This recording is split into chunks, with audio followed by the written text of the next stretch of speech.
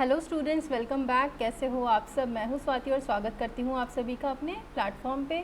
आज की वीडियो है आपकी मैटर पार्ट 4। हमने किया था effects of temperature on the state of change of matter. अब हम करेंगे इफ़ेक्ट ऑफ प्रेशर, इवेपोराइजेशन, सब्लिमेशन, ये सारी चीज़ें इस वीडियो में। चलिए स्टार्ट करते हैं अपनी वीडियो के साथ। हमने क्या पढ़ा था लास्ट क्लास में? पहली चीज़, मैटर क्या होता है? Anything that has mass and occupy space is known as matter. Matter के कितने स्टेट्स पढ़े थे हमने? एक क्विक रिवीजन कर लेते हैं। Solid, liquid and gas. Solid से जब लिक्विड में कन्वर्ट हो रहा था तो हम उसको क्या बोल रहे थे? सॉलिड से लिक्विड में अगर हमारा कन्वर्ट हो रहा है तो that is known as melting, या फिर हम इसको बोल रहे थे फ्यूजन। लिक्विड से गैस में जो हमारा चेंज हो रहा था तो हम इसको बोल रहे थे इवेपोरेशन। ऑलराइट, मैंने आपसे पूछा था कि जब सॉलिड से लिक्विड में, मतलब एक मैटर एक स्टेट से दूसरे स्टेट में जब कन्वर्ट होता है, चाहे वो सॉलिड से लिक्विड में हो, लिक्विड से गैस में हो, तो क्या चेंज होता है उसका? क्यों हमने पढ़ा था कि लिक्विड की प्रॉपर्टीज़ में जब चेंज आता है तो वो गैस बन जाती है, सॉलिड की प्रॉपर्टीज़ में चेंज आता है तो वो लिक्विड बन जाता है। तो एक्सपेरिमेंट हमने क्या किया था उस टाइम पे? हमें पता है, हमने एक आइस क्यूब ली थी, राइट, आइस ली थी, नीचे बर्नर था हमारा। यहाँ हमने क्या किया था? एक थर्मामीटर रखा था टेम्परेचर नोट करने के लिए। हमने हीट करा, आइस क्यूब जैसे ही मेल्ट हुई, पहले टेम्परेचर मान लीजिए आइस का था -6 डिग्री सेल्सियस। जैसे आइस क्यूब मेल्ट होनी शुरू हुई तो टेम्परेचर इंक्रीज़ करना शुरू हुआ, 5 डिग्री सेल्सियस, 4 डिग्री सेल्सियस। हर सेकंड के बाद मैंने टेम्परेचर नोट करा तो उसमें टेम्परेचर मेरा इंक्रीज़ करता रहा। 3, 2, 1। अब जैसे ही 0 डिग्री सेल्सियस पे टेम्परेचर आया, 0 डिग्री पे आया, तो मैंने क्या नोट किया कि मेरा जो थर्मामीटर था उसने रीडिंग्स अब देना बंद कर दिया है।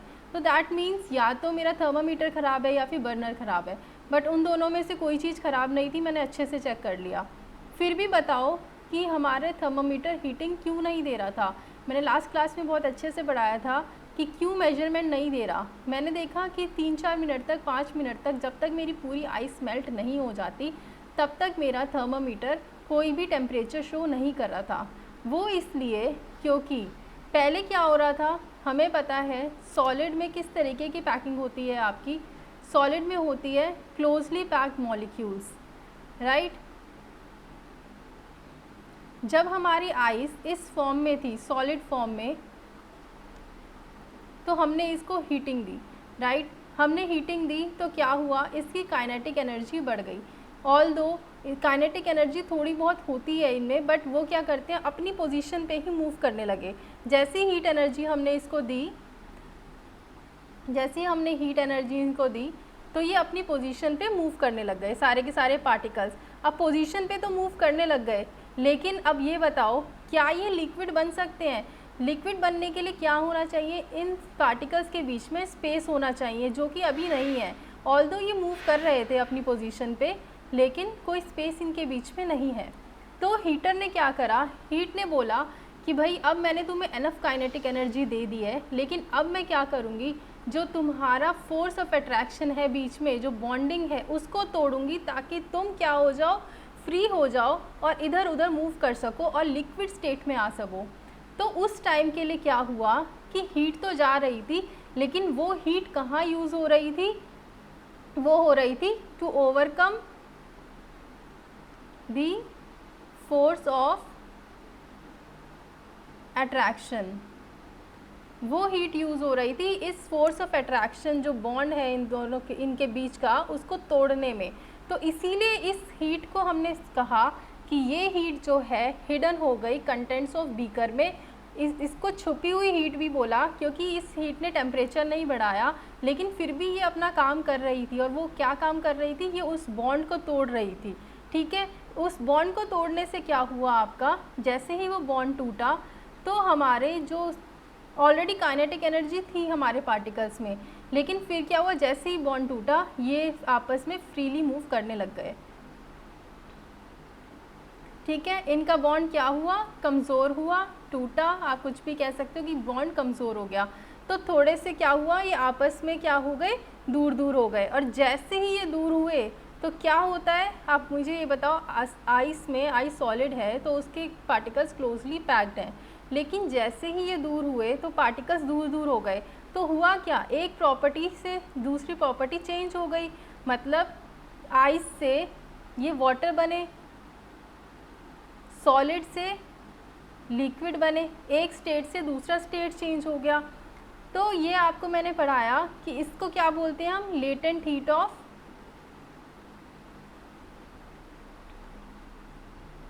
फ्यूजन। ठीक है, ये जो हीट हम दे रहे थे कितने डिग्री सेल्सियस पे, 0 डिग्री सेल्सियस पे, और जो टेम्परेचर नहीं बढ़ रहा था, क्यों नहीं बढ़ रहा था, क्योंकि ये बॉन्ड ओवरकम कर रहा था, जो बॉन्ड थे आपस में इंटरमॉलिक्यूलर बॉन्ड थे उसको ओवरकम कर रही थी हमारी हीट। ठीक है, उसके बाद क्या हुआ, हमने इसको और हीट दिया, और हीट करा तो जो हमारे वाटर के पार्टिकल्स थे वो और तेज़ी से मूव करने लग गए हर डायरेक्शन में, टू एंड फ्रो नहीं, हर डायरेक्शन में ये क्या होने लग गए, मूव करने लग गए और तेज़ी से। एक पॉइंट ऐसा आया 100 डिग्री सेल्सियस पे, जैसे हमारा टेम्परेचर बढ़ा 1 2 3 4, अब 100 डिग्री सेल्सियस पे क्या हुआ कि हमने देखा जो हमारा पानी था वो बॉईल करना शुरू कर गया, वेपर्स में बदलना शुरू कर दिया, और हमारे टेम्परेचर थर्मामीटर ने जो रीडिंग दिखानी शुरू करी 100 डिग्री सेल्सियस पे वो कांस्टेंट हो गई कुछ देर के लिए, 2-4 मिनट तक वो कांस्टेंट हो गई, जब तक हमारा पूरा का पूरा पानी वेपर्स में नहीं बदला तब तक जो हमारी रीडिंग थी वो 100 डिग्री सेल्सियस ही रही। तो ये क्यों रही, क्योंकि उस टाइम पे जो हमारी हीट लग रही थी, हमारी हीट तो लग रही थी, पहले क्या हो रहा था, हीट काइनेटिक एनर्जी दे रही थी। अब हीट ने बोला कि मैंने तुम्हें बहुत ज़्यादा काइनेटिक एनर्जी दे दी है, लेकिन अब मैं क्या करूँगी, तुम्हारे फोर्स ऑफ अट्रैक्शन को तोड़ूंगी बीच में से। जो फोर्स ऑफ अट्रैक्शन तुम्हारा जो तुम्हें पकड़े हुए है, जिसकी वजह से तुम लिक्विड बने हुए हो, अब मैं उसको ब्रेक करूँगी, उसको तोड़ूंगी और तुम्हें फ्री कर दूँगी, और उसके बाद क्या होगा कि तुम लिक्विड से गैसियस स्टेट में आ जाओगे। तो हुआ क्या, यहाँ पर हीट अपना काम कर रही थी, वो फोर्स ऑफ अट्रैक्शन, जब तक ये 2 से 4 मिनट हमारा टेम्परेचर चेंज नहीं हो रहा था तब भी हमारी हीट जा रही थी, पर हो क्या रहा था, फोर्स ऑफ अट्रैक्शन को वो ओवरकम कर रही थी, जिसकी वजह से टेम्परेचर में कोई चेंज नहीं आ रहा था, राइट। और जैसे ही सारा का सारा बॉन्ड जो है फोर्स ऑफ अट्रैक्शन उसने तोड़ दिया, तो उसके बाद हमारा टेम्परेचर फिर से राइज करने लग गया। सो इस हीट को हम क्या बोलेंगे, ये जो वाटर से वाटर वेपर बनी, इस हीट को, हिडन हीट को क्या बोलेंगे हम, latent heat of vaporization. Alright, हमने इतना ही पढ़ा था। अब चलो आगे चलते हैं और देखते हैं और हमने इसके बारे में क्या क्या पढ़ा था। एक प्रॉपर्टी हमने पढ़ी थी कि एक होता है स्टेट हमारा चेंज होना सॉलिड से लिक्विड, और दूसरा होता है सॉलिड से डायरेक्टली गैस में कन्वर्ट होना और गैस का डायरेक्टली सॉलिड में कन्वर्ट होना। जो बीच में मीडियम है आपका, कौन सा, लिक्विड, उसमें कन्वर्ट नहीं होता, तो उस प्रोसेस को हम क्या बोलते हैं, सब्लिमेशन।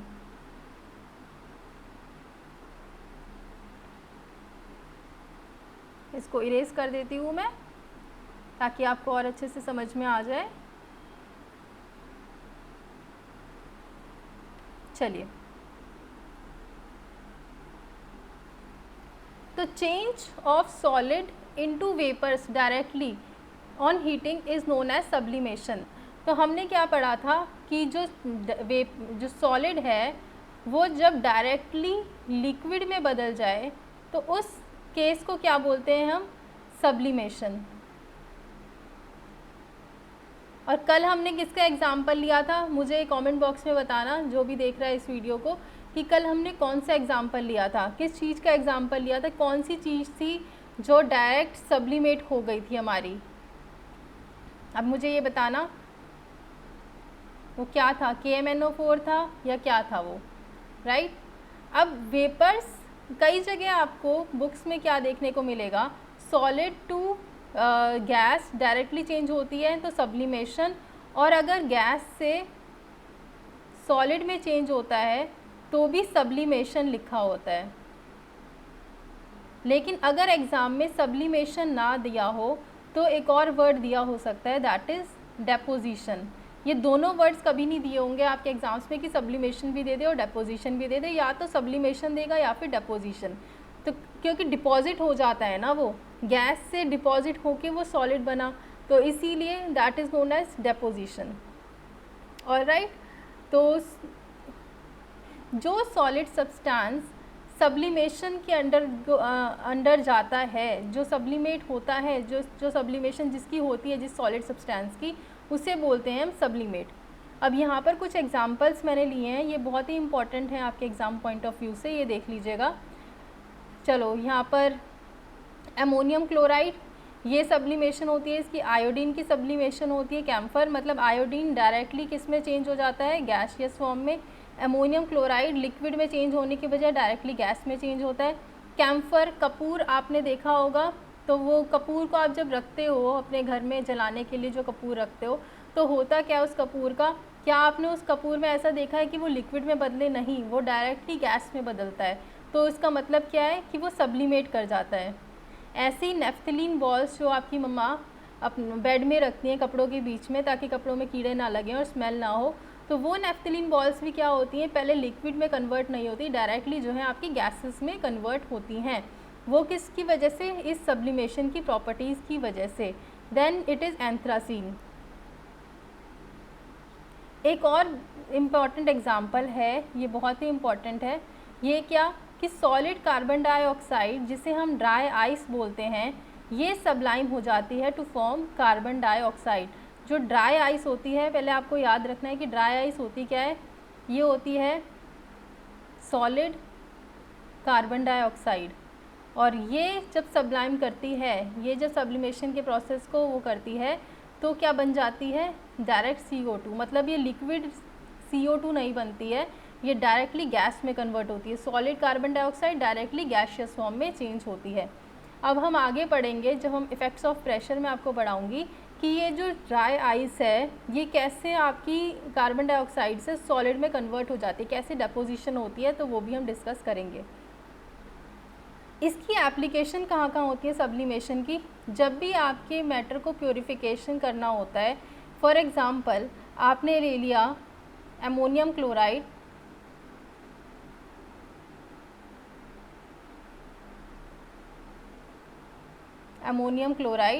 और आपने ले लिया सोडियम क्लोराइड, ठीक है, या फिर सॉल्ट और अमोनियम क्लोराइड आपने ले लिया। अब इन दोनों को अगर आपको सेपरेट करना है तो आप क्या करोगे, हीट करोगे, राइट। हीट करने से अमोनियम क्लोराइड आपका पूरा का पूरा उड़ जाएगा, लास्ट में बचेगा सॉल्ट। तो इस तरीके से प्योरीफिकेशन करनी होती है जब आपको सब्सटेंसेस की, और आपको पता है कि एक जो सब्सटेंस है मेरा वो सब्लिमेट होगा, तो उसमें क्या होगा, हीटिंग के प्रोसेस से वो उड़ जाएगा और दूसरा जो इम्प्योरिटी है वो रह जाएगी अंदर, ठीक है। देन ये जो आप फ्रीज्ड ड्राई फ्रूट्स खाते हो, जो ड्राई फ्रूट्स आते हैं आपकी पैकिंग में, ये भी प्रोसेस होता है सब्लिमेशन का, ये भी सब्लिमेशन के प्रोसेस को फॉलो करते हैं। उसके बाद ही जो है आप ड्राई फूड्स खा सकते हो। जो आपको मार्केट में पैकेट्स में फूड मिलते हैं जिनको आप फ्रीज़ करके रखते हो, तो होता क्या है उसमें कि सबसे पहले उनको फ्रीज़ किया जाता है, अच्छे से फ्रीज़ कर दिया, और फ्रीज़ करने के बाद उनको एक वैक्यूम चैम्बर में प्लेस कर दिया जाता है। उस वैक्यूम चैम्बर में आपको पता है कोई भी मॉइस्चर नहीं होता, कोई भी एयर नहीं होती, तो होगा क्या कि वो डायरेक्टली सब्लिमेट कर जाएंगे, ठीक है। किस चीज़ में चेंज हो जाएंगे, आपके जो सॉलिड जो आपका फ्रीज्ड फॉर्म था उससे डायरेक्ट गैसियस फॉर्म में चेंज हो जाएंगे। और जैसे कि आपको पता है कि गैसियस फॉर्म में भी कन्वर्ट नहीं हो पाएंगे क्योंकि वैक्यूम है, वैक्यूम में कोई भी उसको वो नहीं मिलेगा साधन कि वो उसमें चेंज हो सके, तो क्या होगा कि वो फ्रोज़न के फ्रोज़न ही रहेंगे आपके। अब आपने सफल के मटर देखे होंगे जो आपके आते हैं, राइट, तो वो भी फ्रोज़न फॉर्म में होते हैं। आपने नगेट्स देखे होंगे, ये सारी चीज़ें फ्रोज़न फॉर्म में आती हैं आपकी। फ्रोज़न फूड्स जितना भी होता है वो इस तरीके से बनता है, इनको एक वैक्यूम में रख दिया जाता है स्टोर कर दिया जाता है। ठीक है,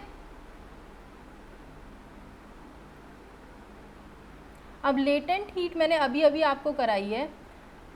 ये जो हीट एनर्जी सप्लाई करी जाती है to change the state of substance, मतलब सॉलिड से लिक्विड में जब सब्सटेंस चेंज होता है, उसको लिक्विड से गैस के बीच में जब सब्सटेंस चेंज होता है, तो उस टाइम लगने वाली एनर्जी को, उस टाइम लगने वाली हीट को हम क्या बोलते हैं?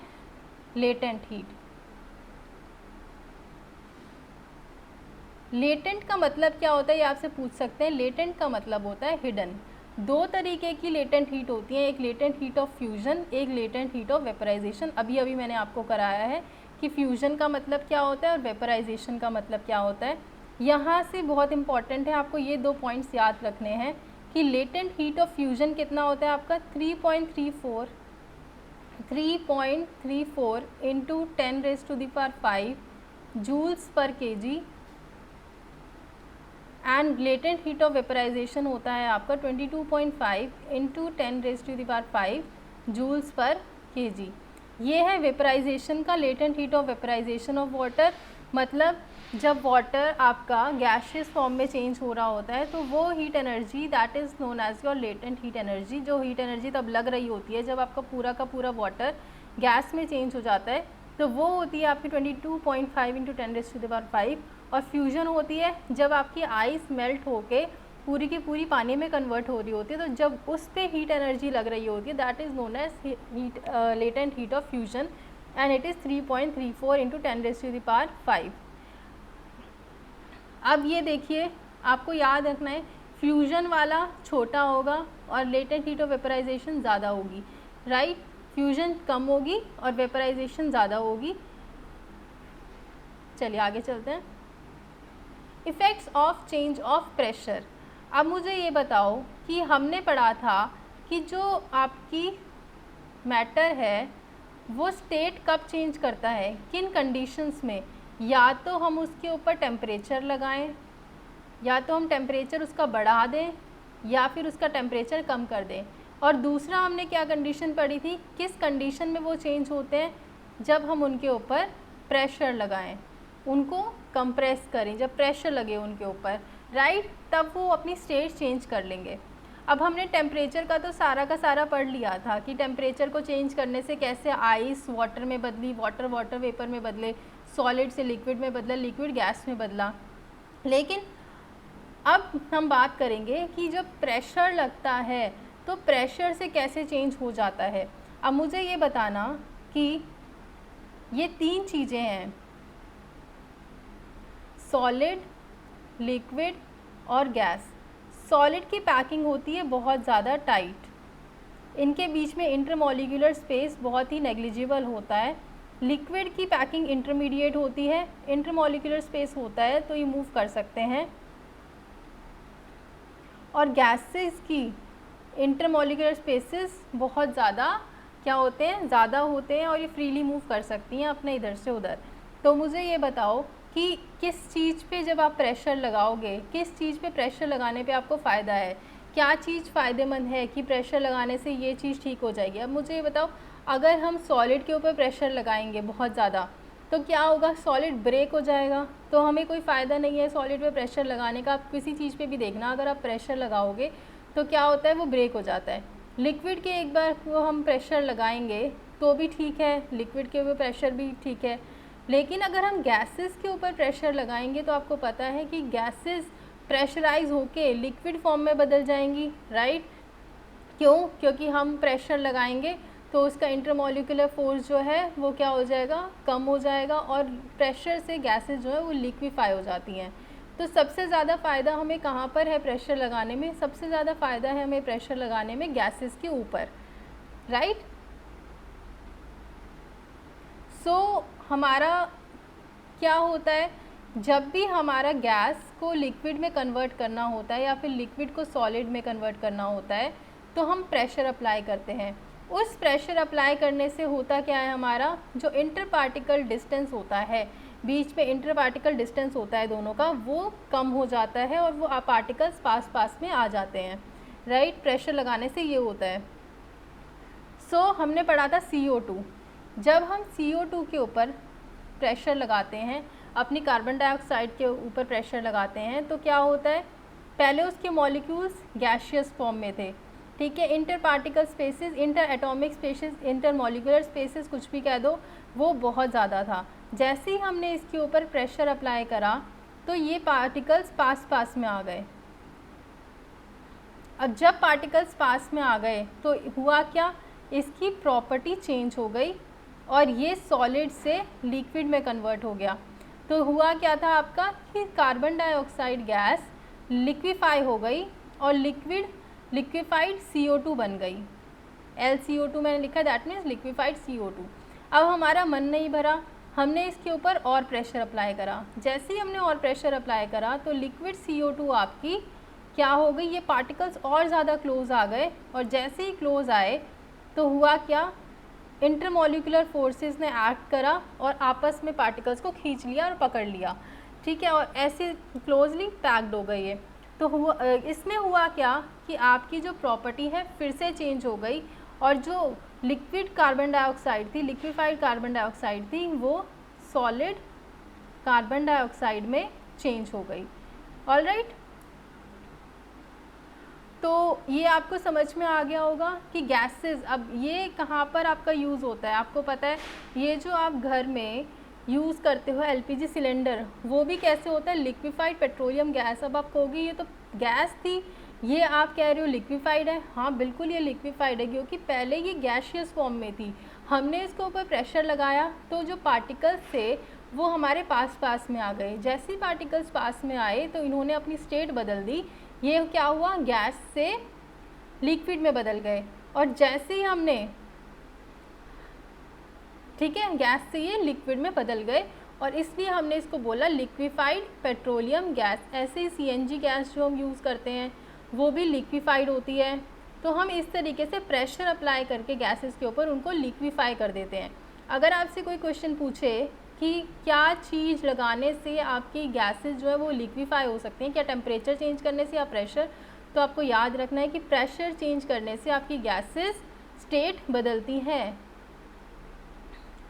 अब एक पॉइंट ये इम्पॉर्टेंट है, क्या हर टेम्परेचर पे आप उसको लिक्विफाई कर सकते हो, क्या कितने भी टेम्परेचर पे आप लिक्विफाई कर सकते हो। देखिए, लिक्विफाई जब होती है कोई भी गैस तो हमें प्रेशर तो उसको देना ही पड़ता है, लेकिन साथ साथ क्या करना पड़ता है, उसका टेम्परेचर भी हम कम कर देते हैं, टेम्परेचर भी हमें उसका कम करना होता है for लिक्विफाइंग, right.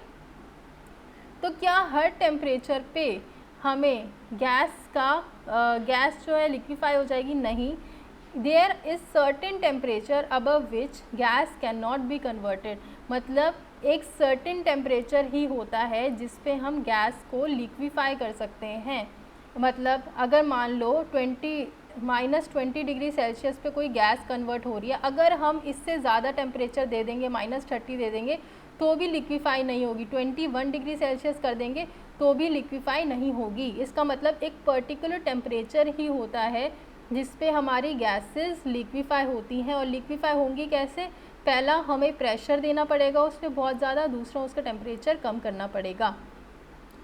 No matter how much pressure we apply this temperature, ठीक है, अप्लाई इन दिस टेम्परेचर, मतलब चाहे अगर हमारा टेम्परेचर मान लो 20 डिग्री सेल्सियस पे लिक्विफाई होनी है और 20 डिग्री सेल्सियस हमारा टेम्परेचर नहीं है, चाहे हम इसके ऊपर कितना भी प्रेशर लगा लें, फिर हमारी गैसेस जो हैं वो लिक्विफाई नहीं होंगी। और इसी टेम्परेचर को हम क्या बोलते हैं, इसी टेम्परेचर को हम बोलते हैं क्रिटिकल टेम्परेचर। जो ये 20 डिग्री का टेम्परेचर हमें चाहिए होता है लिक्विफाई करने के लिए, इसको हम बोलते हैं क्रिटिकल टेम्परेचर। और जो प्रेशर हमें चाहिए होता है उसको लिक्विफाई करने के लिए, उसको बोलते हैं हम क्रिटिकल प्रेशर।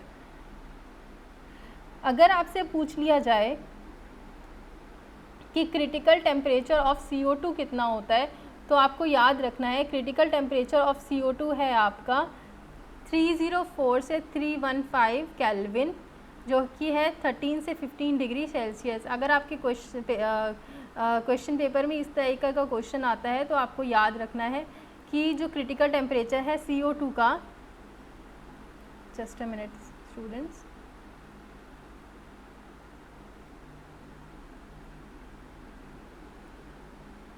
हाँ जी, तो CO2 का जो टेम्परेचर है आपका वो कितना होना चाहिए, 304 से 315 केल्विन, दैट इज़ 31 से 15 डिग्री सेल्सियस, तभी ये जो है आपकी CO2 लिक्विफाई होगी। और प्रेशर कितना लगना चाहिए इसके ऊपर, 73 से 79 atmosphere, I am sorry liquefy नहीं, ये क्या होगी, सॉलिडिफाई होगी, तभी जाके CO2, ठीक है। डायरेक्ट CO2 जो है आपकी वो किस में बदलेगी, सॉलिड स्टेट में। अब हम पढ़ते हैं इवेपोरेशन के बारे में। इवेपोरेशन का आपको सभी को पता है। आप एक बात बताइए, आपने देखा होगा कि आप पानी डाल देते हो फर्श पे और कुछ टाइम बाद देखते हो तो फर्श पे पानी नहीं होता आपके, तो वो क्यों नहीं होता, क्या प्रोसेस लग रही होती है, वो होती है आपकी इवेपोरेशन की प्रोसेस। ऐसे ही आप पीछे कपड़े सूखने डालते हो अपने, तो कपड़े क्यों सूख जाते हैं, वो किस प्रोसेस की वजह से सूखते हैं, वो सूखते हैं इवेपोरेशन की वजह से। इवेपोरेशन का मतलब क्या होता है, change of liquid into vapour state. जब लिक्विड जो आपका वाटर वेपर में बदल जाए तो उसको बोलते हैं हम इवेपोरेशन। अब क्या लिक्विड वाटर वेपर में बदल गया, तो क्या आपको समझ में आ गया कि हाँ भाई ये वाटर वेपर में बदल जाते तो ये इवेपोरेशन हो गई है, पर हुई कैसे ये इवेपोरेशन, ऐसा क्या हो रहा है उनके पार्टिकल्स के अंदर जिसकी वजह से इवेपोरेशन हो रही है, ऐसा क्या है उस पार्टिकल्स में। तो आप सभी को पता है कि मान लीजिए एक कंटेनर में कुछ पानी है,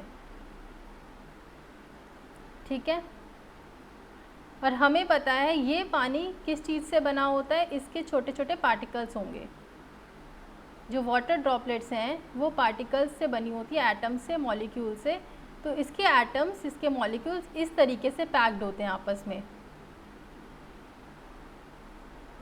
अब आपको ये भी पता है कि इनके बीच में इंटरमॉलिक्यूलर फोर्सेस इतने ज़्यादा नहीं होते, तो ये इधर उधर मूव कर रहे होते हैं। ऑल्दो जो आपस में जो मॉलिक्यूल्स हैं उन्होंने एक दूसरे को पकड़ा होता है, लेकिन फिर भी ये मूव कर रहे होते हैं, इनकी कुछ काइनेटिक एनर्जी होती है। तो क्या होता है, किसी की काइनेटिक एनर्जी ज़्यादा होती है, किसी मॉलिक्यूल की काइनेटिक एनर्जी जो है वो कम होती है, राइट। तो क्या होगा, जैसे ऊपर वाला, एक मैं एग्जांपल लेके बताती हूँ आपको, फिर आपको सारा समझ आ जाएगा। मान लीजिए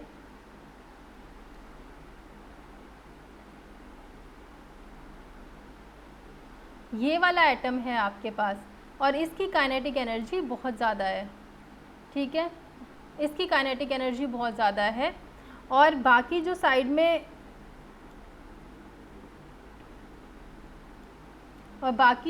साइड में आपके मॉलिक्यूल्स हैं इनकी काइनेटिक एनर्जी कम है, राइट।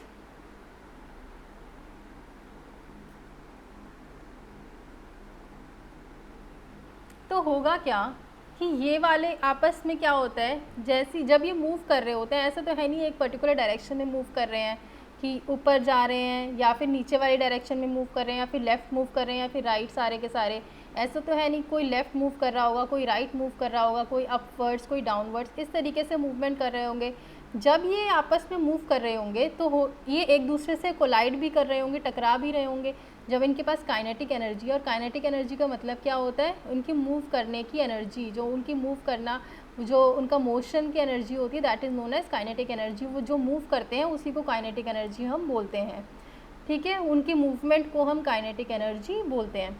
तो जब ये मूव कर रहे होंगे तो आपस में कोलाइड भी कर रहे होंगे, तो उस कोलिजन के टाइम में मान लो ये वाला एटम है, इसकी काइनेटिक एनर्जी बहुत ज़्यादा है और इसकी काइनेटिक एनर्जी थोड़ी सी कम है।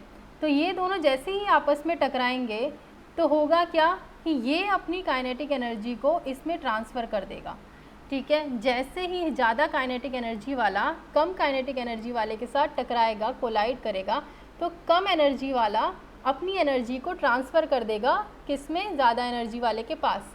तो होगा क्या, ऑलरेडी वो काइनेटिक एनर्जी उसके पास है, ठीक है, ऑलरेडी उसकी काइनेटिक एनर्जी बहुत ज़्यादा है, लेकिन जब साइड वाले पार्टिकल ने उसको अपनी एनर्जी भी दे दी तो काइनेटिक एनर्जी और ज़्यादा इंक्रीज़ हो गई। और जैसे ही इंक्रीज़ हुई तो इसने क्या देखा, जो फोर्स ऑफ अट्रैक्शन इन सब पार्टिकल्स के बीच में इस पार्टिकल के ऊपर लग रहा था, इसने उस फोर्स ऑफ अट्रैक्शन को तोड़ा। ठीक है, समझ आया? मतलब क्या है कि ये पार्टिकल है, ये कम एनर्जी वाले पार्टिकल हैं, इसके साथ फोर्स ऑफ अट्रैक्शन लग रहा था इस पार्टिकल का ज़्यादा काइनेटिक एनर्जी वाले का। इसको यहाँ से भी एनर्जी मिल गई, ये जब टकराया, मान लो इसकी भी लो एनर्जी है, यहाँ से भी एनर्जी मिल गई। अब इसकी काइनेटिक एनर्जी इतनी ज़्यादा हो गई कि जो फोर्स ऑफ अट्रैक्शन लग रहा था इसके ऊपर, अपना इंटरमोलिकुलर बॉन्ड लग रहा था, इसने उस फोर्स ऑफ अट्रैक्शन को, उस बॉन्ड को तोड़ दिया। और जैसे ही तोड़ा तो ये फ्री हो गया और ये एस्केप कर गया। ठीक है, एस्केप कर गया मतलब वाटर वेपर में बदल गया। एनर्जी बढ़ी तो क्या हुआ, इसने अपनी स्टेट चेंज कर ली और ये वाटर वेपर में बदल गया। इसी तरीके से ये ऊपर वाले जितने भी एटम्स थे वो भी इस तरीके से कोलाइड करे, एनर्जी मिली और क्या हुए, इंटरमोलिकुलर फोर्सेस को तोड़ा और दूसरी स्टेट में चेंज हो गए। तो इसी को बोलते हैं हम इवेपोरेशन। तो इवेपोरेशन आपको समझ में आ गया कैसे होता है इवेपोरेशन।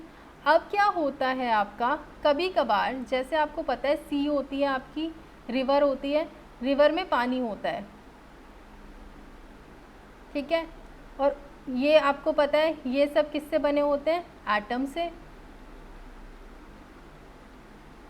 सब जब भी आप पानी को माइक्रोस्कोप में डाल के देखोगे तो आपको दिखेगा वो एटम से बना हुआ है, ठीक है।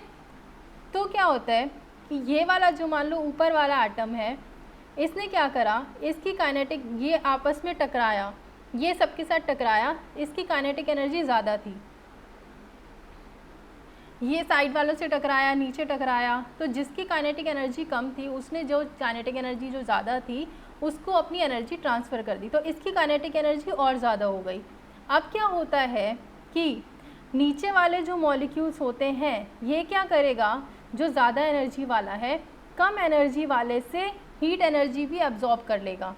इसने काइनेटिक एनर्जी तो ले ही ली, प्लस ये हीट एनर्जी भी अब्जॉर्ब कर लेगा क्योंकि इसकी काइनेटिक एनर्जी ज़्यादा है। जैसे ही इसने हीट एनर्जी अब्जॉर्ब करी, मान लो इस मॉलिक्यूल से, ये मैं एक मॉलिक्यूल का एग्जांपल दे रही हूँ, ये बल्क में जो है ये पूरे सरफेस पे यही फिनोमिना होता है आपका, ठीक है। तो जैसे ही इसने इस वाले से, कलर चेंज करती हूँ मैं, इस मॉलिक्यूल ने इस मॉलिक्यूल से हीट एनर्जी ले ली, तो हुआ क्या कि इस मॉलिक्यूल का टेम्परेचर हो गया कम, राइट, और ऊपर वाले का टेम्परेचर हो गया ज़्यादा। और ये जैसे ही टेम्परेचर ज़्यादा हुआ तो इसने क्या करा, काइनेटिक एनर्जी तो थी ही थी, टेम्परेचर भी ज़्यादा हो गया, तो ये कर गया इवेपोरेट, ठीक है। इसी तरीके से आपके सीज़ में, ओशंस में, रिवर्स में इवेपोरेशन होती है, सारी की सारी इवेपोरेट होते हैं, कंडेंस होते हैं, क्लाउड बनाते हैं और फिर जाके रेनफॉल होती है। तो 4 फैक्टर्स हैं जो आपकी इवेपोरेशन को इफ़ेक्ट करते हैं। वो कैसे, increase in surface area, increase in temperature, decrease in humidity और इंक्रीज़ इन विंड स्पीड। तो ये एक एक करके हम पढ़ लेते हैं कि कैसे ये चारों फैक्टर्स आपके इफ़ेक्ट करते हैं।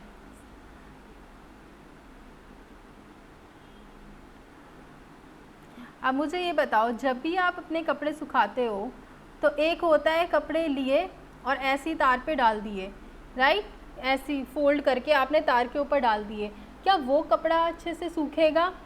मान लीजिए ये आपकी शर्ट है,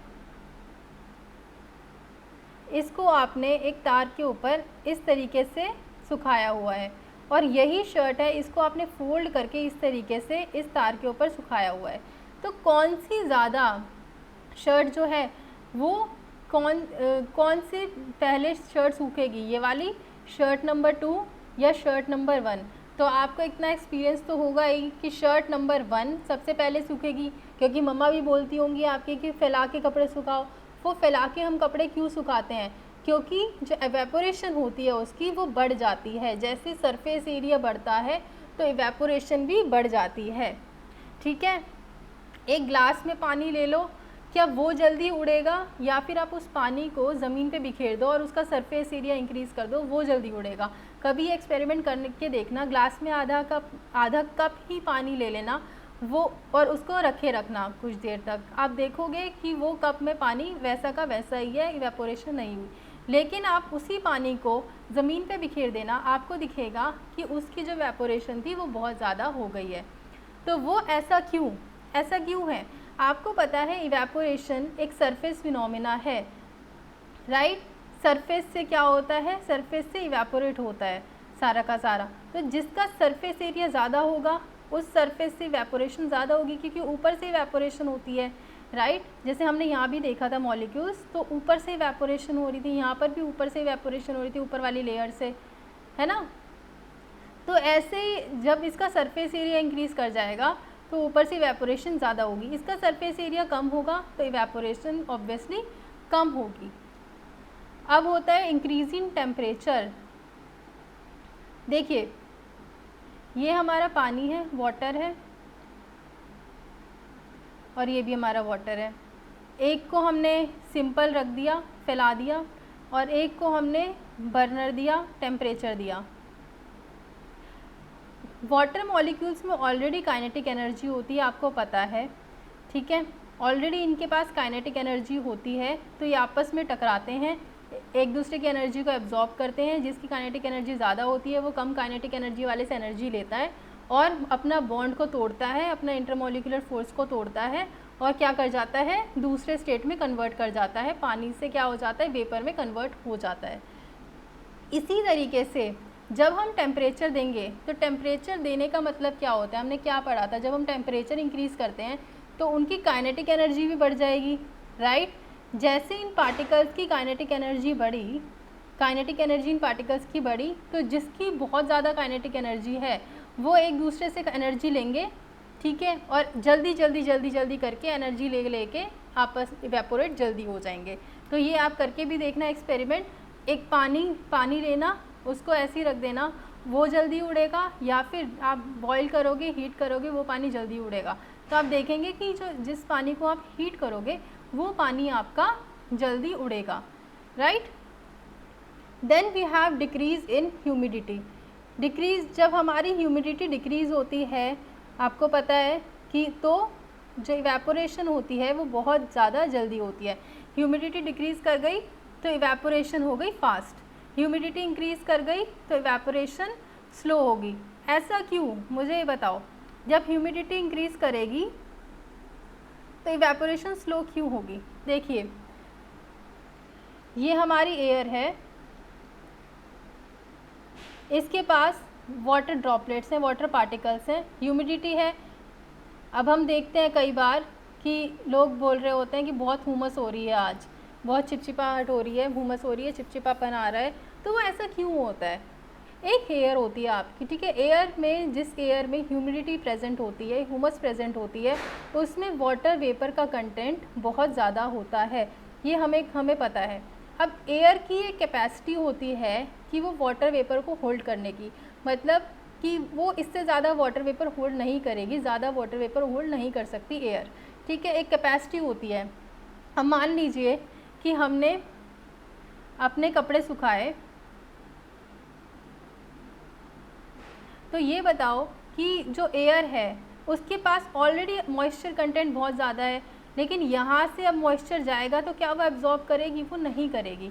तो होता क्या है कि कपड़े जो हैं गर्मियों में, इस वजह, जो बारिश का मौसम है, इस वजह से बहुत देर में सूखते हैं, क्योंकि जो आपकी एयर है उसमें ऑलरेडी मॉइस्चर कंटेंट ज़्यादा होता है, तो वो और मॉइस्चर एब्जॉर्ब नहीं कर पाती, और करती भी है तो देर में करती है काफ़ी। तो इस वजह से आपका जो कपड़े सूखते हैं रेनी सीज़न में, वो आराम से सूखते हैं, ज़्यादा तेज़ नहीं सूखते। क्यों, क्योंकि मॉइस्चर कंटेंट ऑलरेडी ज़्यादा होता है। अगर वहीं ह्यूमिडिटी कम होगी, ये ह्यूमिडिटी कम होगी, वाटर वेपर का कंटेंट कम होगा आपके एयर में, तो क्या होगा, कपड़ा जल्दी सूखेगा। क्यों, क्योंकि आपके कपड़े में से जो वाटर वेपर निकल रहे हैं, ये एयर उसको सोख लेगी, वो एयर में चले जाएंगे और वो उसको सोख लेगी, ठीक है। तो इस वजह से इसी वजह से कि ह्यूमिडिटी की वजह से आपके कपड़े धीरे से सूखते हैं। फिर चौथा पॉइंट है इंक्रीज़ इन विंड स्पीड। जब विंड स्पीड इंक्रीज़ कर जाती है तो ऐसा क्या होता है कि जो आपके कपड़े हैं वो जल्दी सूखते हैं। वो इसलिए कि जब आपकी विंड स्पीड इंक्रीज़ होती है तो इवेपोरेशन भी ज़्यादा फास्ट हो जाती है, क्योंकि विंड स्पीड की वजह से पहली चीज़ आपके पार्टिकल्स जो होते हैं जिनकी काइनेटिक एनर्जी होती है वो ज़्यादा बढ़ जाती है। काइनेटिक एनर्जी बढ़ेगी तो आपस में कोलाइड करेंगे, एनर्जी लेंगे और ब्रेक करके सीधा एटमॉस्फेयर में। दूसरा कि ये जो विंड होती है ये अपने साथ, जैसे इस तरफ की विंड चल रही है, ये अपने साथ क्या करती है, ह्यूमिडिटी को ले जाती है। ठीक है, जब विंड चल रही होती है तो ह्यूमिडिटी को ही साथ साथ ले जाती है, तो वापस जो बचती है वो ड्राई एयर बचती है। और फिर आपके जब वाटर वेपर्स इसमें से निकल के जाते हैं कपड़ों में से तो जल्दी जल्दी जल्दी सूख जाते हैं कपड़े, या फिर जल्दी इवेपोरेशन होती है आपकी, राइट।